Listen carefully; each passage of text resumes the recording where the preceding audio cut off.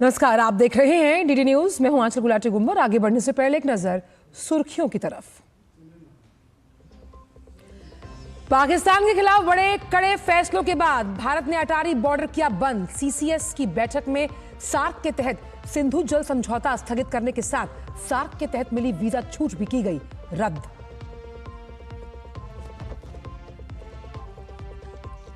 पहलगाम आतंकी हमले में मारे गए लोगों के पार्थिव शरीर देख परिजनों में छाई मायूसी, आक्रोश और नम आंखों से दी विदाई।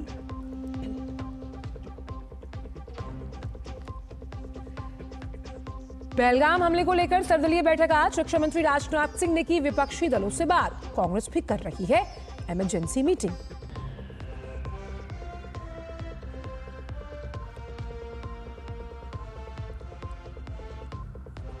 जम्मू कश्मीर के उधमपुर में एनकाउंटर। डुड्डू बसंतगढ़ में सुरक्षा बलों ने आतंकियों को घेरा।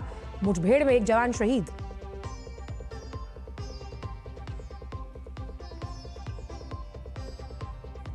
प्रधानमंत्री बिहार के मधुबनी में राष्ट्रीय पंचायती राज दिवस के कार्यक्रम में लेंगे भाग।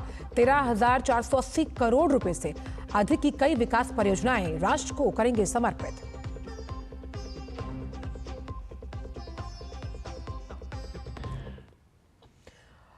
और बुलेटिन में शुरुआत करते हैं जम्मू कश्मीर से आ रही बड़ी खबर के साथ, जहां उधमपुर में एनकाउंटर हो रहा है। डुड्डू बसंतगढ़ में सुरक्षा बलों ने आतंकियों को घेर लिया है। सुरक्षा बलों ने आतंकियों को घेरने के साथ जो ये मुठभेड़ जारी है, इसमें जम्मू कश्मीर पुलिस और सुरक्षा बलों का ये संयुक्त ऑपरेशन है। उधमपुर एनकाउंटर में एक जवान भी शहीद हुआ है। जम्मू कश्मीर में उधमपुर में सेना का एक जवान शहीद हुआ है और सुरक्षा बलों और आतंकियों के बीच ये मुठभेड़ इस वक्त जारी है। डुड्डू बसंतगढ़ में सुरक्षा बलों ने आतंकियों को घेर लिया। हम लगातार देख रहे हैं कि घुसपैठ की जो इन्फिल्ट्रेशन की घटनाएं हैं, उसके बाद करारा प्रहार है सुरक्षा बलों द्वारा आतंकियों की साजिशों को नाकाम करने का। तो जम्मू कश्मीर में 24 घंटे में तीसरा एनकाउंटर है जहां एक जवान शहीद हुआ है। सुरक्षा बलों ने उधमपुर में आतंकियों को घेरा है। और इस वक्त की बड़ी खबर उधमपुर से ही आ रही है, जहां एनकाउंटर हुआ है और पहलगाम के बाद जिस तरह से दहशतपूर्ण कायराना हरकत को अंजाम दिया गया, हाई अलर्ट मोड पर तमाम सुरक्षा एजेंसियां और सुरक्षा बलों और आतंकियों के बीच इस वक्त जो है वो मुठभेड़ जारी है। उधमपुर में इस एनकाउंटर की अगर बात की जाए तो यहाँ पर एक जवान शहीद हुआ है। विशाल बैरिस्टो इस वक्त हमारे साथ जुड़ गए हैं। विशाल, बड़ी खबर आती हुई उधमपुर से, पहलगाम के बाद सुरक्षा बल हाई अलर्ट पर मौजूद हैं। आप इस वक्त लाल चौक पर खड़े हैं, क्या जानकारी है? देखिए आंचल, पहलगाम के घटना के बाद लगातार जो बॉर्डर पार से साजिश है वो लगातार बढ़ गई है और ये तीसरा इंसिडेंट है जिसमें हमारा एक जवान शहीद हुआ है। कल हमने बारामूला में एक आतंकवादी को ढेर किया है जिसकी अभी आइडेंटिटी इस्टेब्लिश नहीं हो पाई है, लेकिन उसमें 2 AK-47 राइफल, एक पिस्टल और 5 मैगजीन और जो है वॉर लाइक स्टोर जिसके अंदर असला बारूद बरामद हुआ है। और उसके बाद कुलगाम और अब यहाँ पर बसंतगढ़ का ये इलाका है उधमपुर में अभी भी ऑपरेशन जारी है। ज़बरदस्त भीषण गोलीबारी चल रही है दोनों तरफ से और जम्मू कश्मीर पुलिस और हमारी भारतीय सेना का ये एक जॉइंट ऑपरेशन है जो अभी जारी है। और ऐसा ही एक ऑपरेशन अभी बारामूला में भी चल रहा है। तो ये बात बार बार भारत कहता रहा है कि पाकिस्तान लगातार आतंकवाद को एनकरेज करता है और यूँ कहें तो पाकिस्तान का सीधा हाथ है, क्योंकि पाकिस्तान की मिलिट्री जिसमें ISI इंटर सर्विस इंटेलिजेंस उनकी मेन है, वो इस बात को जारी रखे हुए है। हालांकि पाकिस्तान ये कह रहा है कि पहलगाम की जो घटना हुई है उससे पाकिस्तान का कोई लेना देना नहीं है, लेकिन हम जानते हैं कि पाकिस्तान के अंदर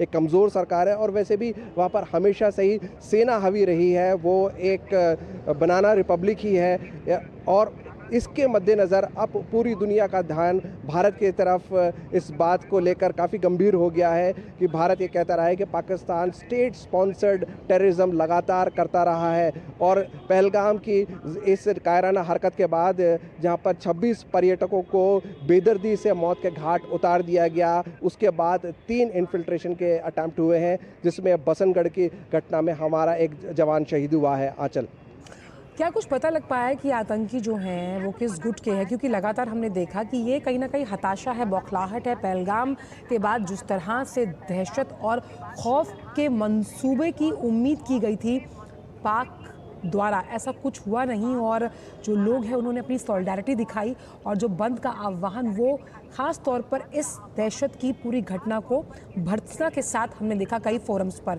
ये बौखलाहट दर्शाती है आतंकियों की। देखिए आंचल, अभी इन्फिल्ट्रेशन का जो अटैम्प्ट हुआ है, काउंटर ऑपरेशन चल रहा है। और जैसे कि मैंने आपको बताया है कि अगर हम बात करें ख़ास तौर से बसंतगढ़ की, उसमें ज़बरदस्त गोलीबारी चल रही है। लेकिन जो पहलगाम की घटना हुई है उसमें द रेजिस्टेंस फ्रंट TRF ने जिम्मेदारी ली है और इसका सीधा सीधा ताल्लुक़ है लश्कर तैयबा से, और लश्कर तैयबा की तरफ से ये आतंकवादी घटना को अंजाम दिया गया है। लेकिन फ़िलहाल जो उधमपुर के बसंतगढ़ में जो ये कार्रवाई चल रही है वो ज़बरदस्त गोलीबारी है, ऑपरेशन अभी ऑन है। और इसी की तरह 2 इन्फिल्ट्रेशन के अटैम्प्ट हो चुके हैं। एक हमने बताया है कि बारामूला में भी चल रहा है, जहाँ पर एक आतंकवादी को ढेर किया गया, जिसकी अभी आइडेंटिटी और उसका ग्रुप उसको असरटेन नहीं किया गया है। लेकिन इतना ज़रूर है कि पहलगाम की घटना के बाद हमारे सुरक्षा बल जो है वो पूरी तरह से मुस्तैद है। लेकिन पाकिस्तान की तरफ से लगातार घुसपैठ की हरकतें बढ़ना इस बात को दिखाता है कि वो नहीं चाहता कि पहलगाम के बाद भी कोई किसी तरह की सुलह और शांति हो। भारत ने कड़ा स्टेप लिया है। हमने देखा इंडस वाटर ट्रीटी जो है वो कैसे हमने कैंसिल कर दिया, उसको सस्पेंड कर दिया है। 1960 की ये ट्रीटी है। लेकिन पाकिस्तान की सरकार लगता है कि अपनी सेना को, जिसके इशारे पर ये तमाम आतंकवादी संगठन काम करते हैं, हाफिज सईद जैसे लोग जो लश्कर तैयबा के आका है, उनको कंट्रोल करने में नाकामयाब है। और लगातार भारत बेनकाब कर रहा है पाकिस्तान को। तहव्वुर राना का एक्सट्रेडिशन एक बड़ी सफलता थी भारत के लिए, लेकिन उसके बाद जो पहलगाम की घटना हुई उसने ये पूरी तरह से इस्टेब्लिश कर दिया है कि Pakistan is a country which supports and encourages state sponsored terrorism. बिल्कुल, पालता पोसता है आतंकवाद को, फिर अलग अलग जगहों पर राग अलापता है कि आतंकवाद से तो त्रस्त हम खुद हैं। लेकिन ये एक कोरा और सफ़ेद झूठ है। आपके पास वापस आऊंगी विशाल, कुछ और खबरें हैं, उसके बाद आपसे आकर अपडेट्स लेते हैं। ये भी पाकिस्तान की अगर बात की जाए तो जो तमाम कड़े फैसले लिए गए उसके बाद भारत ने वाघा अटारी चेक पोस्ट को बंद कर दिया है। और बॉर्डर के रास्ते भारत पाक के बीच जो व्यापार होता था, सुरक्षा से जुड़ी जो कैबिनेट की समिति है उसने ये फैसला लिया। कल CCS की बैठक में फैसला लिया गया है, इसलिए अटारी बॉर्डर को बंद कर दिया गया। विदेश सचिव विक्रम मिस्त्री ने जानकारी दी कि पाक से आए लोग 1 मई 2025 से पहले लौट जाएं। व्यापार के लिए अटारी बॉर्डर एक बहुत अहम गलियारा, बहुत अहम रास्ता है। 2023-24 में करीब 3,886 करोड़ रुपए का व्यापार आप समझिए अटारी से हुआ। तो कहीं ना कहीं आर्थिक दृष्टि से एक कड़ा प्रहार है पाकिस्तान के लिए। 6,871 कार्गो गाड़ियां यहां से गुजरी हैं और 71,563 से ज़्यादा लोग इस रास्ते से आए और गए। अफगानी सामान भी पाकिस्तान के रास्ते आता है। भारत हमले को लेकर व्यापारिक वर्ग जो है उसने पाकिस्तान की कड़ी निंदा की, क्योंकि कहीं ना कहीं उनकी रोजी रोटी इससे प्रभावित होगी।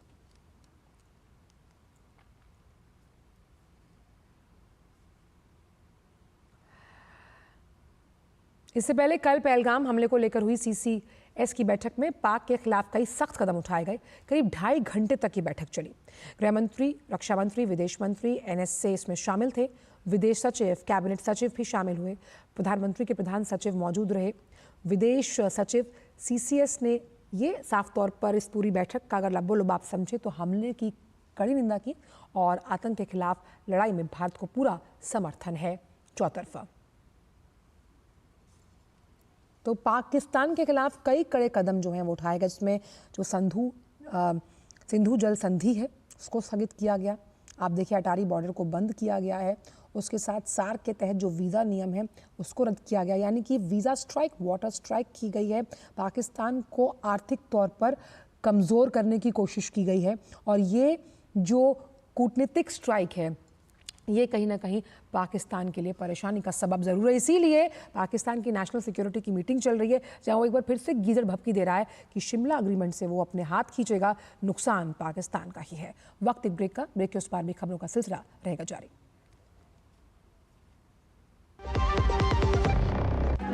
पैसे बड़े बदल गए हो यार, अब जेब से नहीं स्कैनर से आते हो, फिर भी बोनी पर सर लगाए जाते हो।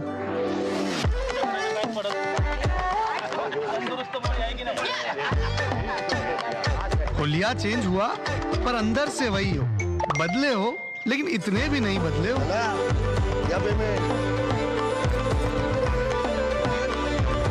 हाई फाई होके भी भाषा सबकी बोलते हो।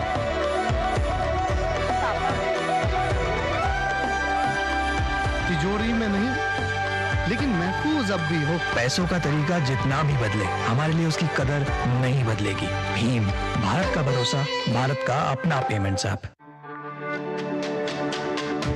मेरी पसंद, मेरी पसंद,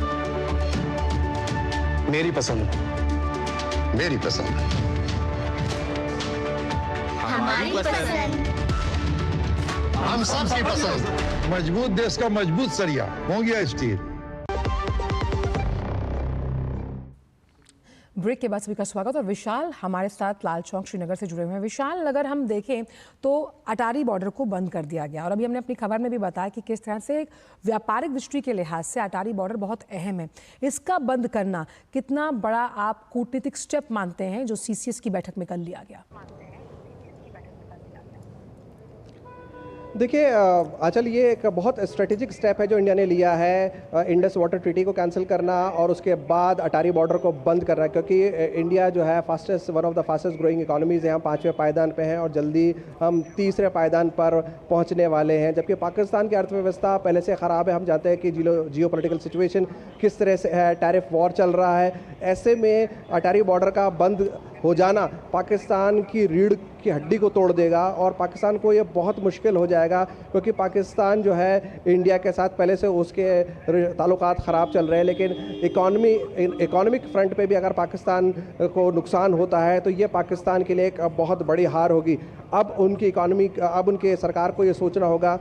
खबर आई है कि पाकिस्तान के विदेश मंत्री ने एक हाई लेवल मीटिंग बुलाई है, जिसके अंदर तमाम जो खुफिया एजेंसीज़ हैं उनके जो टॉप बॉसेस हैं वो बैठ के ये तय करेंगे कि किस तरह से सिचुएशन को टैकल किया जाए, क्योंकि रक्षा मंत्री राजनाथ सिंह ने कल ये साफ कर दिया था कि हम किसी भी हद तक जा सकते हैं पहलगाम का बदला लेने के लिए, और हमारी एयरफोर्स और इंडियन नेवी को भी अलर्ट कर दिया गया था। ऐसे में पाकिस्तान चारों तरफ से कॉर्नर हो चुका है, भारत ने प्रेशर बढ़ा दिया है, लेकिन लगता है कि पाकिस्तान की कमज़ोर सरकार जो है वो आतंकवादियों पर जिनको पाकिस्तान ने ही पाला पोसा अब उसके काबू से बाहर है। तो अटारी बॉर्डर का बंद होना इकोनॉमिक एक्टिविटी को बंद कर देगा और ये पाकिस्तान के लिए एक बहुत बड़ा ब्लो होगा जिसको पाकिस्तान संभाल नहीं पाएगा। पहले ही वो अपने पैदा किए हुए, अपने पाले पोसे हुए आतंकवादियों को संभालने में नाकामयाब रहे हैं।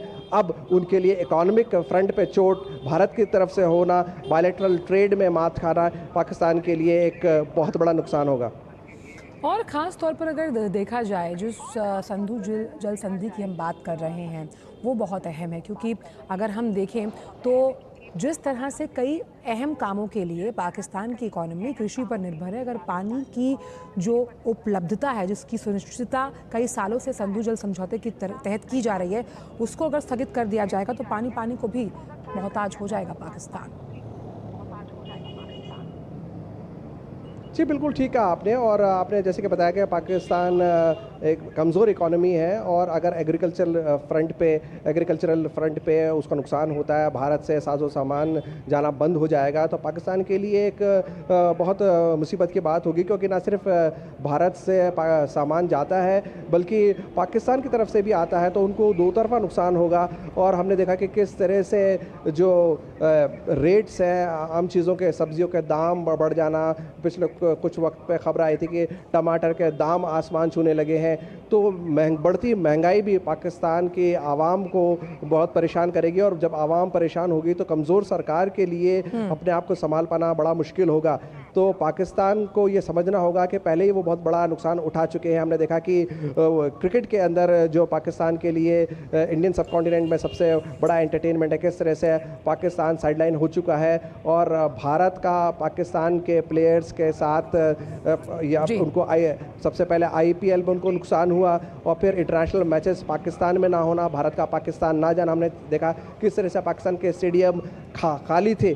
तो जो उनके अपॉर्चुनिटीज़ थी पैसा कमाने की, वो सिर्फ इसलिए जाती रही क्योंकि इंडिया ने अपना स्टैंड बिल्कुल क्लियर कर दिया है कि zero tolerance on terrorism. Pakistan चाहकर भी कुछ कर नहीं पा रहा है। ऐसा लगता है कि पाकिस्तान बेबस हो चुका है क्योंकि उसको आतंकवादी संगठनों के ऊपर कोई काबू नहीं है और ख़ासतौर से अपनी मिलिट्री के ऊपर, ISI के ऊपर कोई काबू नहीं है। और यही रणनीति है कि तमाम विकल्प पाकिस्तान के ख़त्म कर दिए जाएं और ये विकल्प ख़त्म करना बेहद ज़रूरी है। बहुत बहुत शुक्रिया विशाल इन तमाम जानकारी को हमसे साझा करने के लिए।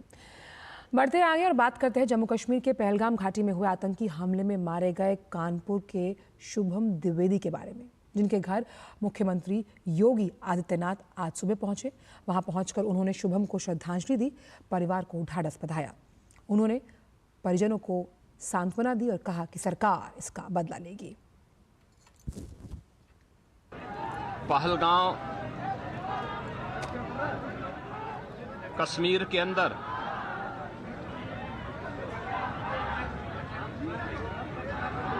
पर्यटकों के साथ जो आतंकी हमला हुआ है,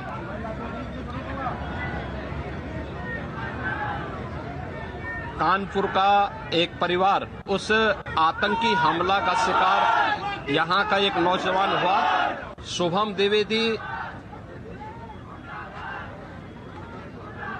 2 महीने पहले ही जिसकी शादी संपन्न हुई थी, यह पहलगांव का आतंकी हमला, यह एक क्रूर, बीभत्स, कायराना कृत्य है। न केवल देश ने बल्कि दुनिया के हर सभ्य समाज ने इस घटना की निंदा की है। यह घटना बताती है कि आतंकवाद अब अपनी अंतिम श्वास ले रहा है। पहलगाम आतंकी हमला कानपुर को कभी न भूलने वाला दर्द दे गया। अपनी शादी के महज 70 दिन बाद ही 31 साल के शुभम आतंकी वारदात का शिकार हुए। देखिए रिपोर्ट। पहलगाम का आतंकी हमला कई लोगों के जीवन में हमेशा हमेशा के लिए दर्दनाक यादें छोड़ गया है। इन्हीं में से एक 31 वर्षीय व्यवसायी शुभम द्विवेदी की दिलों को हिला देने वाली मौत भी है। पेशे से सीमेंट कारोबारी शुभम अपनी शादी के महज 70 दिन बाद ही आतंकी वारदात का शिकार हो गए। वो कानपुर के रहने वाले थे और इसी साल 12 फरवरी को उनकी शादी हुई थी। घर में विवाह समारोह की हंसी खुशी का माहौल चल रहा था। शुभम अपनी पत्नी और परिवार के कई सदस्यों के साथ शादी की खुशियां मनाने जम्मू कश्मीर घूमने गए थे, इस बात से बेखबर कि ये खुशियां कुछ ही दिनों की मेहमान है। नए जोड़े ने मंगलवार को दोपहर में पहलगाम में घुड़सवारी करने का फैसला किया, जबकि परिवार के बाकी लोग अपने होटल के पास ही रुके थे। तभी आतंकियों ने धावा बोल दिया। आतंकियों ने उनकी पत्नी के सामने ही शुभम को मौत के घाट उतार दिया। पहलगाम के ऊपर वाली चढ़ाई होती है, उस पर गए थे हम लोग, घोड़े से लेके गए थे। वो रास्ता ही नहीं है कि कोई इंसान चल के जा पाए, घोड़े से लेके गए थे। ऊपर पहुंचे, बस हमने मैगी का ऑर्डर दिया और मैं और शुभम बैठ के मैगी खाने जा रहे थे। शाम भी मेरी बहन थोड़ा दूर बैठी थी और पापा मेरे वॉशरूम गए थे। उतनी देर में एक बंदा पीछे से आया और उसने गोली साइड में रख के उससे पूछा, हिंदू है कि मुसलमान? मुसलमान है तो पहले कलमा पढ़ के दिखा। जैसे हमें पता ही नहीं, हम पीछे पलट के देखे हो क्या रहा है। हम उसकी तरफ स्माइल करके पूछे, भैया क्या हुआ? अरे हिंदू है मुसलमान? मैंने कहा हिंदू। मार दिया। पहली गन उसी पे चलाई। क्यों मार दिया? हिंदू मुसलमान कर गए हुए बंदे को मार। बस स्थिति समझिए उसकी कि बहू के सामने ही गोली मार दी। बहू ने कहा हमें भी गोली मारी है, तो उनका नहीं, हमें आपको मारना नहीं है। अपनी जो भी उनकी भाषा है, गलत भाषा, जाके वहाँ बताइए सरकार को, अपनी मोदी को बताइए, मोदी जी को बताइए, ऐसा उनको कहा। शुभम के परिवार वाले इस बात को स्वीकार नहीं कर पा रहे हैं कि जिस बेटे की शादी की खुशी में कुछ दिन पहले ही सब लोग जुटे थे, खुशियां मना रहे थे, वो अब उन्हें हमेशा हमेशा के लिए छोड़कर जा चुका है। Bureau report, DD news. और पहलगाम आतंकी हमले में मारे गए बालासोर निवासी प्रशांत सतपथी को उड़ीसा के मुख्यमंत्री मोहन चरण मांझी ने अंतिम श्रद्धांजलि दी। वहीं राजस्थान के मुख्यमंत्री भजनलाल शर्मा, केंद्रीय मंत्री गजेंद्र सिंह शेखावत और कांग्रेस नेता अशोक गहलोत ने जयपुर निवासी नीरज उदवानी को उनके आवास पर श्रद्धा सुमन अर्पित किए। आतंकी हमले में मारे गए संतोष जगदाले के पार्थिव शरीर को अंतिम संस्कार के लिए पुणे स्थित उनके आवास पर लाया गया, जहां एनसीपी एससीपी प्रमुख शरद पवार ने उन्हें श्रद्धांजलि अर्पित की और शोकाकुल परिवार से मुलाकात की। गुजरात के मुख्यमंत्री भूपेंद्र पटेल ने सुमित परमार और यतीश परमार को भावभीनी श्रद्धांजलि अर्पित की। जम्मू कश्मीर के पहलगाम में आतंकियों की दरिंदगी का शिकार होने वाले रायपुर के दिनेश मिरानिया का नाम भी शामिल है। वो अपनी शादी की 18वीं वर्षगांठ मनाने के लिए जम्मू कश्मीर गए थे। देखिए रिपोर्ट। रायपुर के दिनेश मिरानिया अपने पूरे परिवार के साथ अपनी शादी की 18वीं वर्षगांठ मनाने जम्मू कश्मीर के पहलगाम गए थे। इस दिन को यादगार बनाने के लिए उनका पूरा परिवार बेहद उत्साहित था। उनके साथ उनकी बेटी, पत्नी और बेटा थे। परिवार को जरा भी अंदाजा नहीं था कि वो खुशियों के पल बिताने जिस यात्रा पर निकले हैं उसका अंत इतना दुखद यादों के साथ होगा। जिस समय आतंकी हमला हुआ तब दिनेश अपनी बेटी के साथ थे, जबकि उनका बेटा और पत्नी थोड़ी दूरी पर थे। उनकी बेटी लक्षिता ने बताया कि आतंकवादी आए और पिता से नाम पूछा। नाम बताते ही आतंकियों ने उन पर हमला कर दिया। खुशी खुशी घर से निकला परिवार अब उन्हें खोकर लौटा है। कल हमको 5:30 बजे ऐसा सूचना आया कि इस प्रकार का घटना वहाँ हुई है, जो इसको भी गोली लगी है। जब हम पतासाजी करने की कोशिश की है सरकार द्वारा, यहाँ से जब संपर्क किए तो मालूम चला कि वो हॉस्पिटल ले गए हैं और हॉस्पिटल में 9 साढ़े 9 बजे तक हमको मालूम नहीं चला क्या हुआ क्या नहीं, लेकिन 9:30 बजे के बाद समाचार के द्वारा ये पुष्टि हो गई कि उनका देहांत हो चुका था। उनका आईडी कार्ड पूछ के आतंकवादियों ने उन पर हमला किया, मतलब फायरिंग किया। आईडी कार्ड देखे, उनको कलाम पढ़ने के लिए बोले। उनकी वाइफ और लड़का और बच्ची 3 साथ में थे, उससे उनके साथ में सामने में मारे हैं गोली से। हपातपी मच गई, सब हॉस्पिटल पहुँचे। हमको 8 बजे का डेड बॉडी देखने के बाद कंफर्म हुए, नहीं तो आगे घायल है बोल के हमको खबर मिला था। छत्तीसगढ़ के रायपुर में रहने वाले दिनेश मिरानिया चारों भाइयों में सबसे छोटे थे। स्टील कारोबारी दिनेश मिरानिया मूल रूप से ओडिशा के रहने वाले थे, जो कई वर्ष पहले रायपुर आकर बस गए थे। Bureau report, DD news. और पहलगाम के ही आतंकी वारदात में मारे जाने वाले बेगुनाहों में 44 वर्षीय अतुल मोने भी शामिल हैं।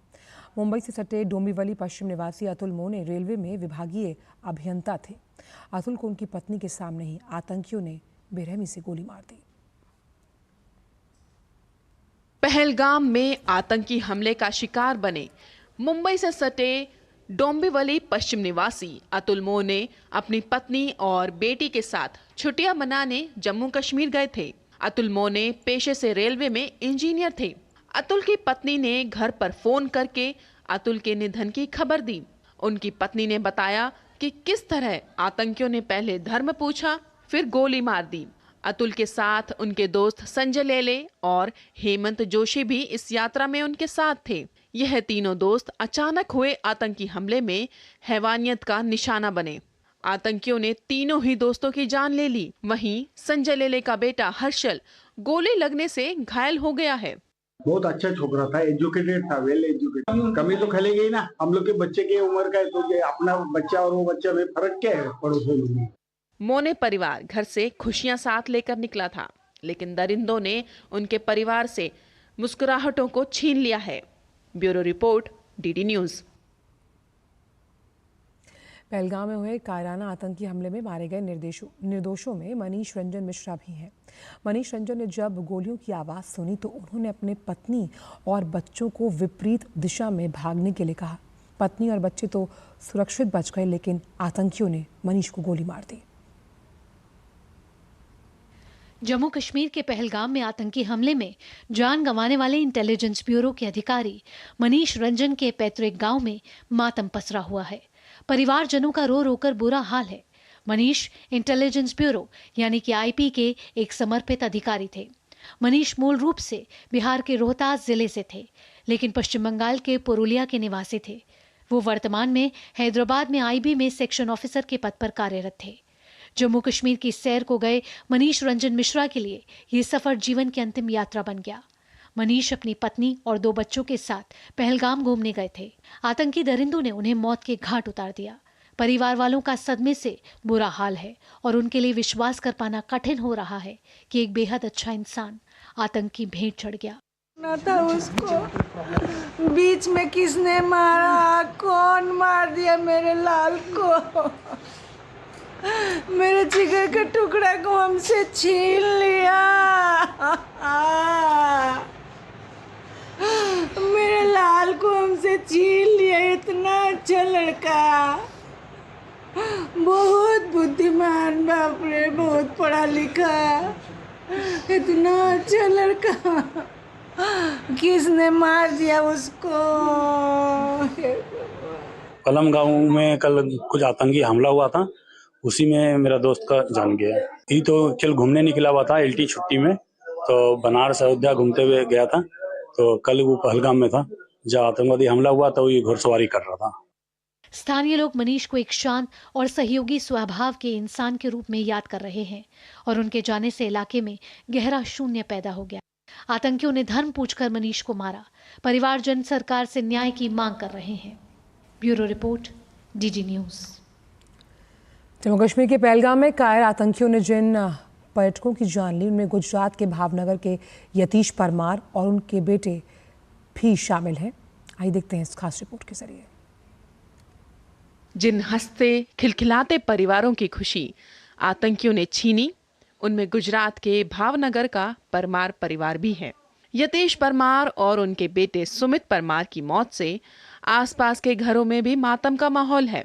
यतीश परमार परिवार के साथ जम्मू कश्मीर गए थे। आतंकी हमले के बाद परिवार का यतीश और उनके बेटे सुमित से संपर्क नहीं हो पा रहा था। उनकी पत्नी को देर रात सूचना मिली कि पिता पुत्र घायल हैं और उनका अस्पताल में इलाज हो रहा है। इससे परिवार को उम्मीद जगी थी, लेकिन अगली सुबह आई मृतकों की सूची में पिता पुत्र की मौत की पुष्टि हो गई।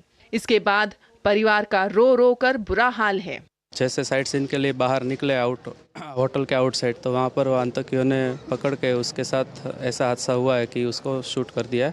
0 रेंज से ही उसके साथ गोली मार दी है। यतीश परमार अपने बेटे के साथ मोरारी बापू का प्रवचन सुनने के लिए जम्मू कश्मीर गए हुए थे। उसके बाद उन्होंने पहलगाम घूमने का निर्णय लिया, लेकिन उन्हें क्या पता था कि आतंकियों का हमला उनकी जान ले लेगा। पिता पुत्र की एक साथ मौत से भावनगर में रहने वाले उनके परिजन गहरे शोक में हैं। Bureau report, DD news. और पहलगाम में आतंकियों ने हैवानियत का जो नंगा नाच किया, उसका शिकार होने वालों में गुजरात के सूरत निवासी शैलेश कलाथिया भी थे। शैलेश कलाथिया अपनी पत्नी और बच्चों के साथ जन्मदिन मनाने के लिए जम्मू कश्मीर गए थे। गुजरात के सूरत निवासी शैलेश हिम्मत भाई कलाथिया को कायर आतंकियों ने गोली मार दी। शैलेश के परिजनों का रो रो कर बुरा हाल है। कौन जानता था कि घर से हंसी खुशी निकले शैलेश का ये सफर उनकी जिंदगी का आखिरी सफर बन जाएगा। शैलेश फिलहाल मुंबई में बड़े सरकारी बैंक में कार्यरत थे। 23 अप्रैल को वो अपना 44वां जन्मदिन मनाने वाले थे और इसे ही यादगार के बाहर इस वक्त विरोध प्रदर्शन चल रहा है। आइए आपको सीधी तस्वीरें दिखाते हैं। यहाँ पाकिस्तान हाई कमीशन के आगे विरोध प्रदर्शन किया जा रहा है। सीधी सी बात है, जिस तरह से पहलगाम में जो दहशत हुई है,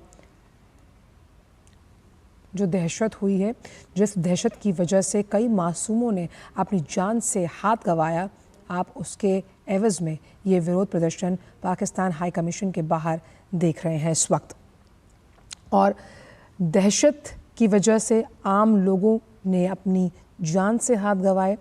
पूरा देश आक्रोशित है, रोष है, साथ ही साथ भावनाएं हैं, भावपूर्ण श्रद्धांजलियां दी जा रही हैं। तो ये देख सकते हैं आप सीधी तस्वीरें पाकिस्तान हाई कमीशन के बाहर इस वक्त विरोध प्रदर्शन चलता हुआ।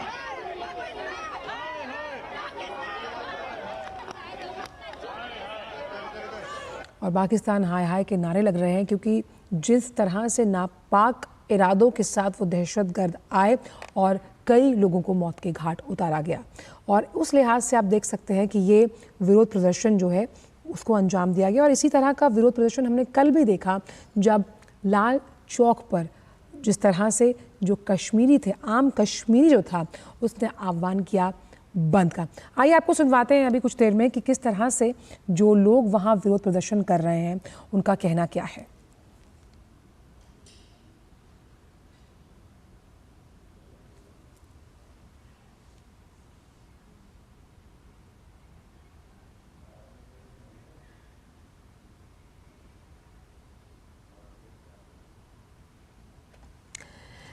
तो लोग जो विरोध प्रदर्शन कर रहे हैं, साफ तौर पर हम उनकी ऑडियो तो नहीं सुन पाए, लेकिन आप उनके चेहरों पर वो गुस्सा, वो आक्रोश देख सकते हैं जो कहीं ना कहीं बदले की मांग कर रहा है, क्योंकि जिन लोगों को मौत के घाट उतारा गया उनका कोई कसूर नहीं था।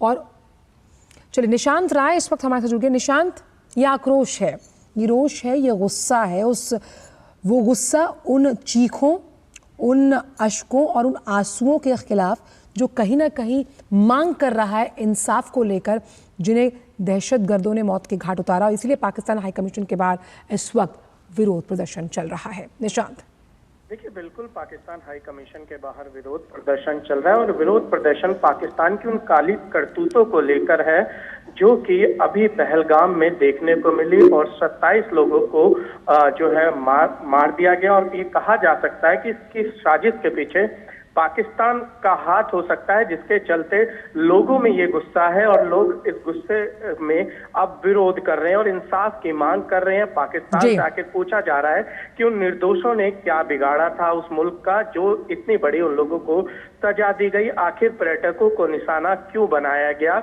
इन तमाम चीजों को लेकर यहाँ पर विरोध प्रदर्शन चल रहा है। और जो विरोध प्रदर्शन कर रहे हैं, आप देख सकते हैं तस्वीरें, आतंक के आगे नहीं झुकेंगे। सुनिए वहां लोगों का क्या कहना है। देखिए, बिल्कुल भारत कभी भी आतंक के आगे ना झुका है, ना झुकेगा, बल्कि मुंह तोड़ जवाब देगा और भारत सरकार उसके लिए तैयारी भी कर चुकी है। और हमने देखा है कल कैबिनेट काउंसिल ऑन सिक्योरिटी की जो बैठक थी, बैठक में 5 बड़े फैसले लिए गए और पाकिस्तान को सबक सिखाने के लिए तमाम जो योजनाएं हैं उनको बनाया गया। और अभी हमें भविष्य में देखने को मिलेगा जो पाकिस्तान में इन आतंकियों के आका बैठे हैं उनको भारत अब सबक सिखाने का काम करेगा। पहले भी भारत ने सबक सिखाया है, अब भी भारत सबक सिखाएगा और हो सकता है कि इस बार वाला सबक पाकिस्तान के लिए और इन आतंकियों के लिए एक नजीर बने, ताकि भविष्य में वो भारत की तरफ आंख उठाकर ना देख सके। बिल्कुल नज़ीर बनेगा और ये सबक उन्हें ताउम्र याद भी रहेगा। बहुत बहुत शुक्रिया निशांत। आगे भी अगर इस तरह के अपडेट्स वहाँ पाकिस्तान हाई कमीशन के बाहर से आएंगी तो हम आपसे दोबारा संपर्क जरूर करेंगे। वक्त एक छोटे से ब्रेक का है।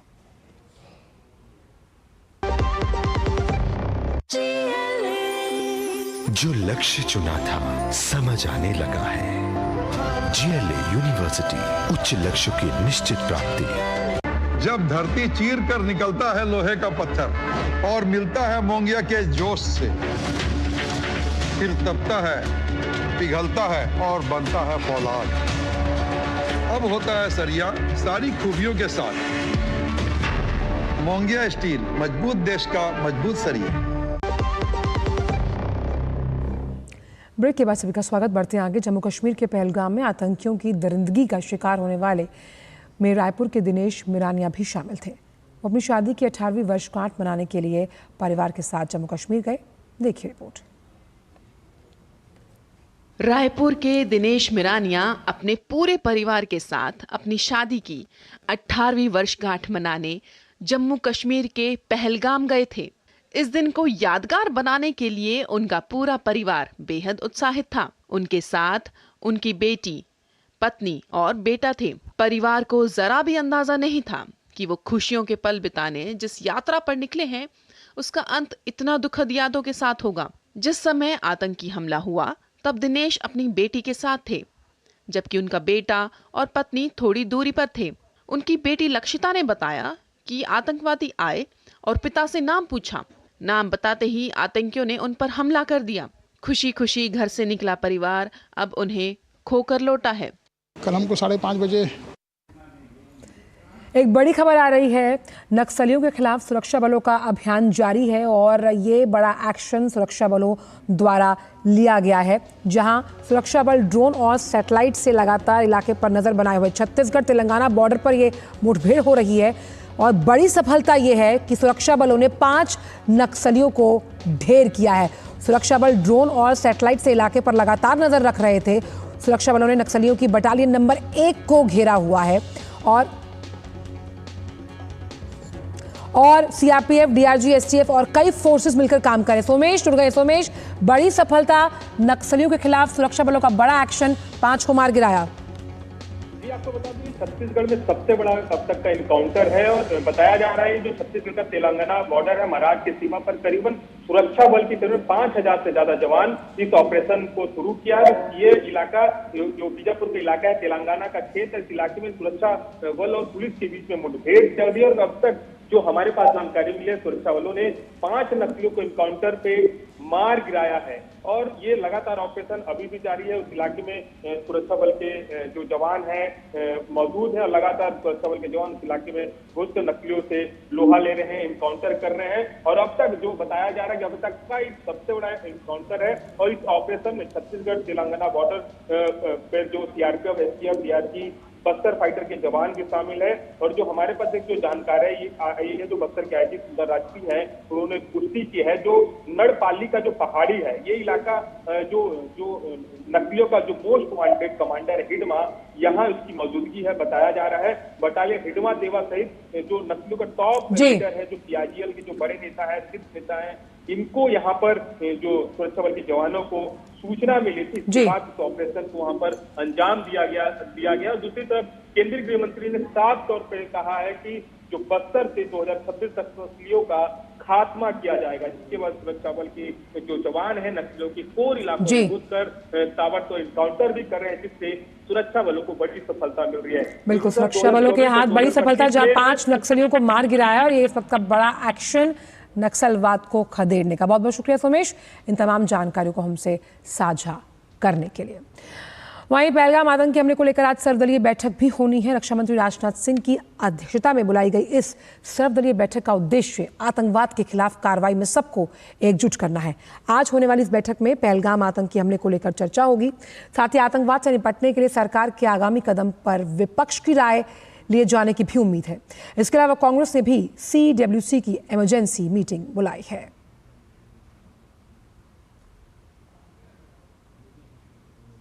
भारत ने पानी रोका तो पाकिस्तान का हलक अब सूखने लगा, होश फाख्ता है। भारत के पाकिस्तान के प्रधानमंत्री शहबाज शरीफ ने जम्मू कश्मीर के पहलगाम हमले के विरोध में आनन फानन में राष्ट्रीय सुरक्षा समिति की बैठक बुलाई, जिसका जिक्र हमने सुबह सबसे पहले किया अपने चैनल पर। और पाकिस्तान के उप प्रधानमंत्री और विदेश मंत्री इशाक डार ने सोशल मीडिया प्लेटफॉर्म एक्स पर इसकी जानकारी दी। इस बीच पाकिस्तान मुस्लिम लीग नवाज के अध्यक्ष नवाज शरीफ लंदन से पाकिस्तान लौट रहे हैं। पार्टी सूत्रों ने बताया कि पार्टी शीर्ष स्तरीय रणनीतिक बैठकों की एक श्रृंखला की तैयारी कर रही है, इसके लिए वो अपने वतन लौट रहे हैं। 73वें संवैधानिक संशोधन अधिनियम 1992 की 32वीं वर्षगांठ पर आज राष्ट्रीय पंचायती राज दिवस मनाया जा रहा है। 24 अप्रैल 1993 को 73वां संविधान अधिनियम 1992 लागू होने के ऐतिहासिक अवसर की याद में हर साल 24 अप्रैल को ये दिवस मनाया जाता है। ये दिन ज़मीनी स्तर पर लोकतंत्र के महत्व का जश्न मनाने, स्थानीय शासन को मजबूत करने और ग्रामीण समुदायों को सशक्त बनाने के लिए प्रेरणादायक है। इस साल राष्ट्रीय पंचायती राज दिवस को संपूर्ण सरकार दृष्टिकोण के साथ एक प्रमुख राष्ट्रीय कार्यक्रम के रूप में मनाया जा रहा है, जिसमें 6 केंद्रीय मंत्रालय, ग्रामीण विकास मंत्रालय, आवास, शहरी कार्य मंत्रालय, पेट्रोलियम और प्राकृतिक गैस मंत्रालय के साथ बिजली मंत्रालय, रेल मिनिस्ट्री, सड़क परिवहन और राजमार्ग मंत्रालय की भागीदारी शामिल है। प्रधानमंत्री इस अवसर पर देश भर के जो पंचायती राज संस्थान हैं, ग्राम सभाएं हैं, उन्हें संबोधित करेंगे। विशेष श्रेणी के राष्ट्रीय पंचायत पुरस्कार 2025 भी बांटे जाएंगे। प्रमुख राष्ट्रीय प्राथमिकता वाले क्षेत्रों में पंचायतों संस्थाओं के उत्कृष्ट योगदान को मान्यता देने के लिए निम्नलिखित विशेष श्रेणी के राष्ट्रीय पंचायत पुरस्कार शुरू किए गए हैं। पंचायती राज प्रणाली एक त्रिस्तरीय संरचना है जिसमें स्थानीय निकायों का ग्राम पंचायतों को स्वयं शासन करने और अपने समुदाय के विकास के लिए निर्णय लेने का अधिकार दिया जाता है। प्रधानमंत्री नरेंद्र मोदी आज राष्ट्रीय पंचायती राज दिवस पर बिहार के मधुबनी में आयोजित कार्यक्रम में भाग लेंगे। इस अवसर पर वो 13,480 करोड़ रुपए की लागत की अनेक विकास परियोजनाओं का शुभारंभ और शिलान्यास करने वाले हैं। इस मौके पर उपस्थित जन समूह को संबोधित करने का भी कार्यक्रम है। प्रधानमंत्री बिहार के गोपालगंज जिले में लगभग 340 करोड़ रुपए की लागत की परियोजनाओं की अगर बात की जाए तो LPG बॉटलिंग संयंत्र, रेल अनलोडिंग सुविधा की आधारशिला रखेंगे। इससे आपूर्ति श्रृंखला को सुव्यवस्थित करने और थोक LPG परिवहन की दक्षता में सुधार लाने में मदद मिलेगी। प्रधानमंत्री मधुबनी से वीडियो कॉन्फ्रेंसिंग के माध्यम से 4 रेलगाड़ियों को हरी झंडी दिखाकर रवाना करेंगे। साथ ही 3 रेल लाइंस और 2 रेल पुलों का उद्घाटन होगा। प्रधानमंत्री सहरसा और मुंबई के बीच अमृत भारत एक्सप्रेस, जयनगर और पटना के बीच नमो भारत रैपिड रेल, पिपरा और सहरसा के साथ साथ समस्तीपुर के बीच ट्रेनों को हरी झंडी दिखाकर रवाना करेंगे। प्रधानमंत्री दीनदयाल अंत्योदय योजना राष्ट्रीय ग्रामीण आजीविका मिशन के तहत बिहार के 2 लाख से अधिक स्वयं सहायता समूहों को लगभग 1930 करोड़ रुपए की सामुदायिक निवेश कोष से लाभ वितरण किया जाएगा। साथ ही 10 लाख प्रधानमंत्री MY के जो लाभार्थी हैं, 1 लाख प्रधानमंत्री MYG की अगर बात की जाए तो कई किस्तें जारी की जाएंगी। उसके साथ ही प्रधानमंत्री MYU घरों के गृह प्रवेश को चिन्हित करते हुए लाभार्थियों को चाबियां भी सौंपी जाएंगी। भारतीय कलाएं हमारी संस्कृति का एक अभिन्न अंग है और विभिन्न रूपों में इसकी अभिव्यक्ति होती है। बिहार की पहचान मधुबनी आर्ट से है, वो इसका महत्वपूर्ण हिस्सा है। प्रधानमंत्री का हमेशा से प्रयास रहा कि भारतीय कला को बढ़ावा मिले। यही कारण है कि मधुबनी पेंटिंग को अब विश्व स्तर पर पहचान मिल रही है। सरकार ने इसे GI टैग भी दिया है। पेश है मधुबनी पेंटिंग पर हमारी सहयोगी रेशमा फारूकी की ये खास रिपोर्ट।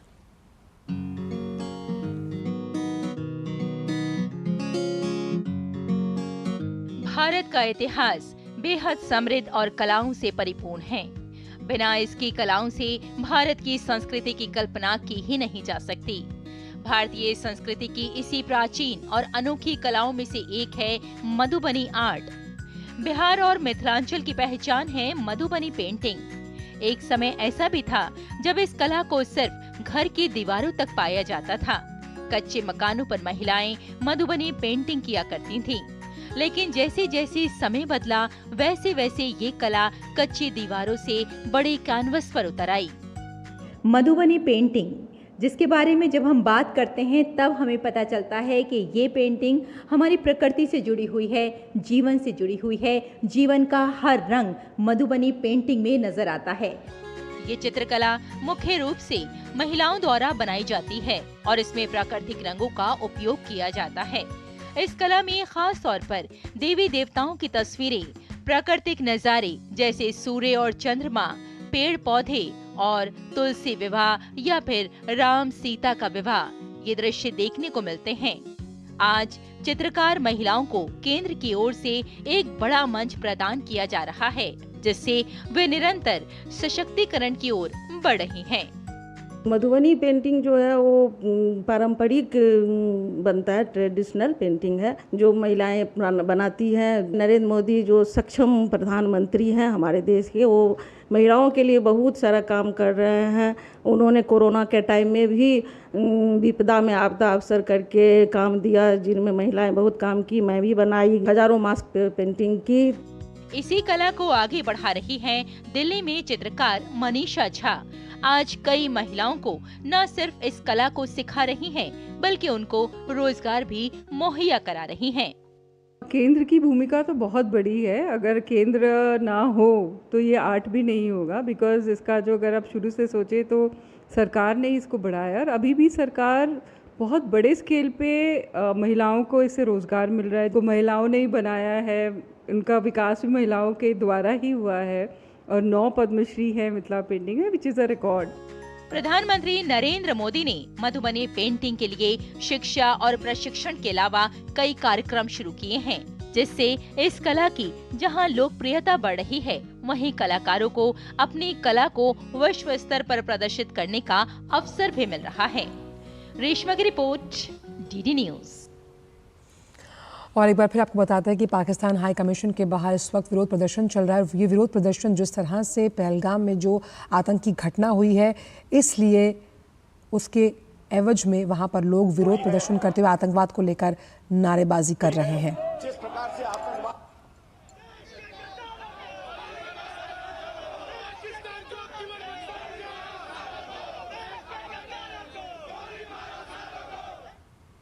को मारा गया, महिलाओं को मारा गया, हिंदुओं को मारा गया, हिंदुओं के नाम लेकर के मारा गया, पूरी तरीके से मोदी सरकार ने कल एक डिप्लोमेटिक सर्जिकल स्ट्राइक की है। और मैं मानता हूं कि जिस तरीके से पिछली बार सर्जिकल स्ट्राइक हुई थी, देश की जनता को सरकार के ऊपर पूरा भरोसा है, हमारी मिलिट्री, हमारी फौज पूरी तरह से तैयार है और भारत के जिन जिन लोगों की हत्या हुई है उन सब का बदला भारत की सरकार लेगी। आज हम अपना पाकिस्तान को ये रोष प्रदर्शन बताने के लिए आए हैं कि आप अपना टेररिज्म बंद करिए, टेरर फंडिंग बंद करिए, पीछे से टेररिस्ट को भारत में भेजना बंद करिए।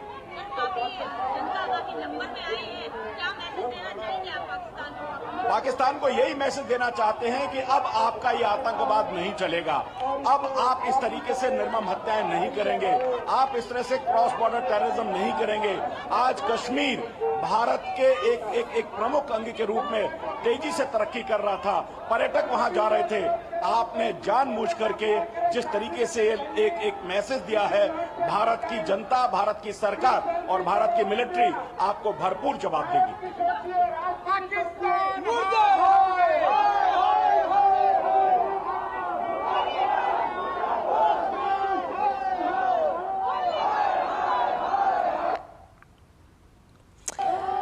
निशांत राय इस वक्त हमारे साथ जुड़ गए हैं। दिल्ली में पाकिस्तान का जो उच्चायोग है उसके बाहर देश भर से जो लोग आक्रोशित हैं जो पहलगाम में घटना हुई है। निशांत, जिस तरह से हम वहाँ पर लोगों को सुन रहे हैं, उनका साफ तौर पर कहना है कि जिस तरह से महिलाओं और बच्चों के सामने किसी के पिता, किसी के पति को गोली मारी गई, आप देखिए कि ये अपने आप में बर्बरता की वो पराकाष्ठा है जिसका जिक्र साफ तौर पर मुख्यमंत्री योगी आदित्यनाथ ने भी किया कि एक सभ्य समाज में इसकी जगह नहीं है और इसके लिए कड़ी कार्रवाई की जाएगी, बख्शा नहीं जाएगा। देखिए, बिल्कुल जिस तरीके से कायराना पूर्ण हरकत पाकिस्तान के माध्यम से की गई पहलगाम में, उसका विरोध पूरे देश भर में हो रहा है और राजधानी दिल्ली भी अभी इससे अछूती नहीं रही है। राजधानी दिल्ली में बड़ी संख्या में लोग जो है वो सड़कों पर उतर आए हैं और सड़कों पर उतरने के बाद अब यहाँ से अगर बात की जाए तो नेहरू तारामंडल से पाकिस्तान की ओर कूच कर रहे हैं और साथ ही पाकिस्तान उच्चायोग की ओर कूच कर रहे हैं, जहाँ पे बड़ी संख्या में पुलिसकर्मी मौजूद है और साथ में बड़ी संख्या में लोग हैं। सबके हाथ में बैनर पोस्टर है जिसमें लिखा है कि आतंकवाद के आगे नहीं झुकेंगे, पाकिस्तान मुर्दाबाद, पाकिस्तान हाय हाय। इस तरीके के यहाँ पर आप कह सकते हैं कि नारेबाजी भी हो रही है, पोस्टर भी दिखाई दे रहे हैं और ये कहा जा सकता है कि जिस तरीके से ये हरकत की गई है पाकिस्तान के द्वारा, हर एक भारतीय में रोष है और दूसरी तरफ भारत सरकार भी अब पाकिस्तान को सबक सिखाने का मूड बना चुकी है। और इसीलिए जिस तरह से जो कूटनीतिक स्ट्राइक की गई है, कहीं ना कहीं तमाम जो विकल्प खत्म करने की कोशिश है पाकिस्तान के आर्थिक, रणनीतिक और राजनीतिक तौर पर, ये अपने आप में एक कड़ा संदेश है आतंकवाद के खिलाफ। निशांत, देखिए, बिल्कुल भारत जैसा शांति प्रिय मुल्क जो है लगातार पड़ोसियों से बेहतर संबंध बनाने की जो है अपेक्षा करता है, लेकिन पाकिस्तान बार बार भारत के जो उम्मीदें हैं और जो भारत का साथ है उसको लेकर धोखा देते आया है और पहलगाम में जो हरकत की है वो बिल्कुल माफी योग्य नहीं है, जिसके चलते भारत ने आर्थिक और रणनीतिक रूप से कड़े कदम उठाए हैं, जिसका खामियाजा पाकिस्तान को भुगतना पड़ेगा और पाकिस्तान अब जो है बैकफुट पर भी नजर आ रहा है। लेकिन एक बात तय है कि इस बार भारत पाकिस्तान को माफ करने के मूड में नहीं है, बालाकोट स्ट्राइक के बाद माफ तो करने का मतलब ही नहीं बनता निशान, क्योंकि आम लोगों के खून की कोई माफी किसी भी जगह नहीं है। आप सब कुछ रिवर्स कर सकते हैं, किसी की जान लेना, इंसानियत और मानवता को जिस तरह से तार-तार और शर्मसार किया गया। देश आक्रोशित है, रोष में है, भावनाएं हैं, लेकिन कड़ा संदेश है कि बख्शा भी नहीं जाएगा और कड़ा एक्शन प्लान जो है वो तैयार। और ये आक्रोश हम यहाँ आम जनता में देख रहे हैं कि किस तरह से ये आम जनता उन 26 लोगों के लिए खड़ी हुई है। बिल्कुल, ये आम जनता खड़ी हुई है और आम जनता पूरी तरीके से यहाँ पर पाकिस्तान का विरोध करते हुए नजर आ रही है। और जाहिर सी बात है कि जिस तरह से हमने अपने लोगों को खोया है, उसका असर अब दिल्ली की सड़कों पर दिख रहा है, देश के तमाम अलग अलग इलाकों में दिख रहा है। और ये कहा जा सकता है कि अगर पाकिस्तान अपनी नापाक हरकतों से बाज नहीं आया तो ये प्रदर्शन इससे ज्यादा मजबूत होगा। और अब भारत जो है वो पाकिस्तान को बख्शने के मूड में नहीं है और रक्त और पानी एक साथ नहीं चल सकते। कल इस बात का कड़ा संदेश भारत सरकार ने दे दिया और भविष्य में और भी कुछ इस तरीके के संदेश पाकिस्तान को दिया जाएगा। ये संदेश इसलिए भी ज़रूरी है कि तमाम अंतर्राष्ट्रीय मंचों से भारत को जो एक सपोर्ट मिला आतंकवाद की ज़ीरो टॉलरेंस की नीति को लेकर, और साफ तौर पर जो पाकिस्तान कई ऐसे इंटरनेशनल लेवल्स पर इस बात का राग अलापता है कि वो खुद आतंक से त्रस्त है और उन कश्मीरी भाइयों की बात करता है जिन कश्मीरी भाइयों का कभी भी साथ नहीं दिया, और उनके अमानवीय, उनके खिलाफ जो कृत्य किए गए हैं उसको लेकर कई बार किरकिरी हुई है पाकिस्तान की। बिल्कुल, ये कहा जा सकता है जिस तरीके से पाकिस्तान ने लगातार अपना चेहरा दिखाया है, आतंकी चेहरा, और बार बार वैश्विक मंचों पर भी फटकार लगने के बावजूद अपनी आदतों से बाज नहीं आ रहा है। दूसरी तरफ अमेरिका के उपराष्ट्रपति भारत में थे और भारत में इस तरीका का कृत्य करके पाकिस्तान ये दिखला दिया है कि उसकी मंशा क्या है, और अब इस मंशा का मुंह तोड़ जवाब जो है वो भारत सरकार देगी। और उम्मीद की जा सकती है कि भविष्य में पाकिस्तान पे और भी कड़े एक्शन भारत सरकार की ओर से देखने को मिलेंगे। फिलहाल आप मेरे पीछे जहाँ पर मैं मौजूद हूँ, यहाँ पर लोगों को नारे लगाते हुए सुन सकते हैं पाकिस्तान मुर्दाबाद के, और लोगों का गुस्सा जो है, आक्रोश जो है वो भारत में दिखाई देने लगा है पाकिस्तान के खिलाफ। बिल्कुल, और ये जो रोष है, ये इस रोष को, इस उबाल को हम इस तरह से समझ सकते हैं कि कहीं ना कहीं आतंकवाद को किसी भी स्तर पर बर्दाश्त नहीं किया जाएगा। और अगर अभी भारत जो है जिसने स्ट्राइक किया है कूटनीतिक, चलिए प्रधानमंत्री पहुंच चुके मधुबनी, पंचायती राज डे है आज, उस कार्यक्रम में